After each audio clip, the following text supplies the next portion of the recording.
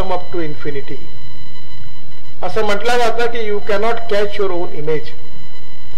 पण शेवटी माणूस जेव्हा प्रगल्भ बनतो, त्याचं व्यक्तिमत्व परिपूर्ण बनतं, त्याचं व्यक्तित्व, त्याचं कर्तृत्व, त्याचं नेतृत्व हे नैसर्गिक नसतं.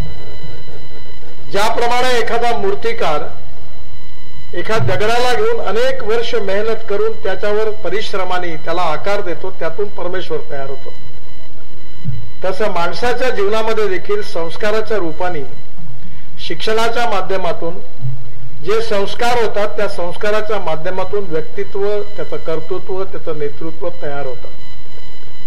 आणि आपली ही विशेषता आहे की आपला इतिहास अतिशय गौरवशाली आहे.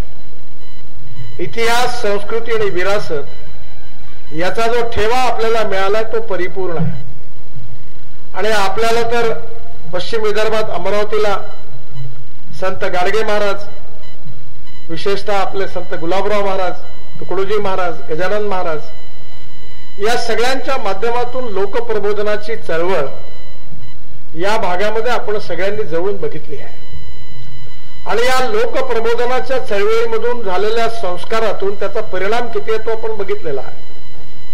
आपल्या महाराष्ट्रातल्या प्रत्येक ठिकाणी संतांची ही जी पार्श्वभूमी आपल्याला मिळालेली आहे, ती तुकाराम महाराज असतील, ज्ञानेश्वर महाराज असतील, अनेक मोठे मोठे संत आहेत.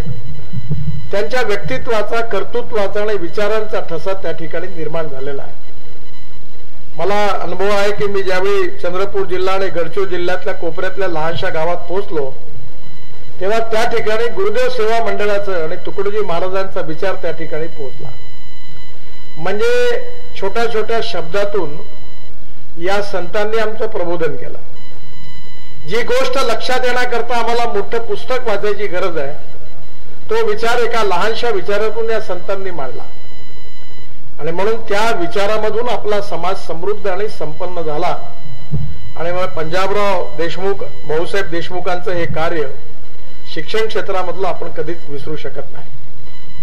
पण त्याहीपेक्षा भाऊसाहेबांनी कृषी मंत्री म्हणून जे स्वप्न बघितलं होतं ते अतिशय महत्वाचं आहे.